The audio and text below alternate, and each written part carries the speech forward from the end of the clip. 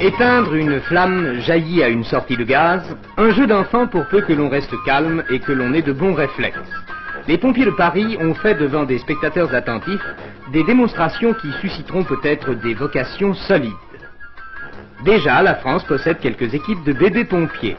À l'âge où on joue généralement aux billes, les pompiers en herbe de la Ferté-sous-Jouarre apprennent leur métier avec une ardeur, une technique même, qui fait plaisir à voir.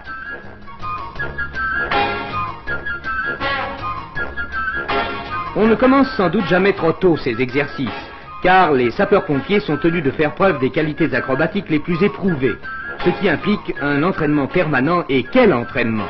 L'équipement pèse 15 kilos.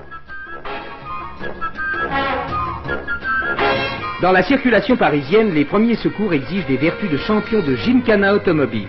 En effet, les combattants du feu se livrent à une perpétuelle course contre la montre, pénétrés du vieux dicton de la profession: à 1 minute, un verre d'eau, à 2 minutes, un seau, à 3 minutes, une tonne.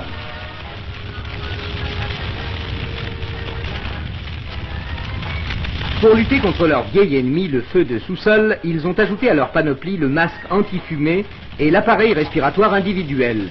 Et plus récemment, en tenue anti-atomique et compteur Geiger en bandoulière, ils sont entrés de plein pied dans l'ère nucléaire, un incendie pouvant toujours éclater à proximité de sources radioactives.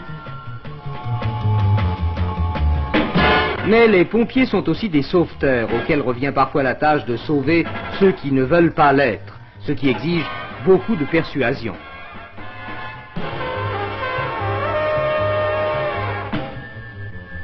Le sapeur-pompier se doit en pareille circonstance d'être un bon lutteur, doublé d'un parfait équilibriste, du moins jusqu'à ce qu'une piqûre ait rendu l'adversaire plus compréhensif et l'ait convaincu de se laisser redescendre par la grande échelle. La grande échelle elle-même finira peut-être par entrer au musée. Les pompiers de Paris se sont mis à l'heure de l'hélicoptère.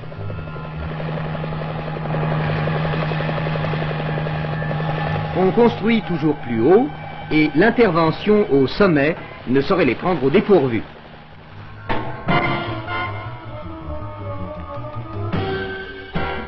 Les pompiers ont pour règle de tout faire en toutes circonstances pour sauver les personnes et les biens.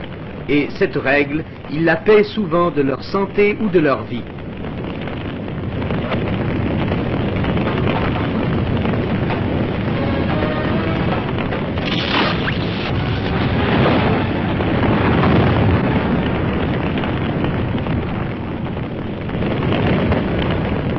Quelle que soit la nouveauté ou la puissance des moyens qui peuvent être aujourd'hui mis en œuvre, quelle que soit l'efficacité des mousses et autres produits chimiques modernes, la lutte contre le feu exigera toujours de ces hommes le même courage et la même abnégation.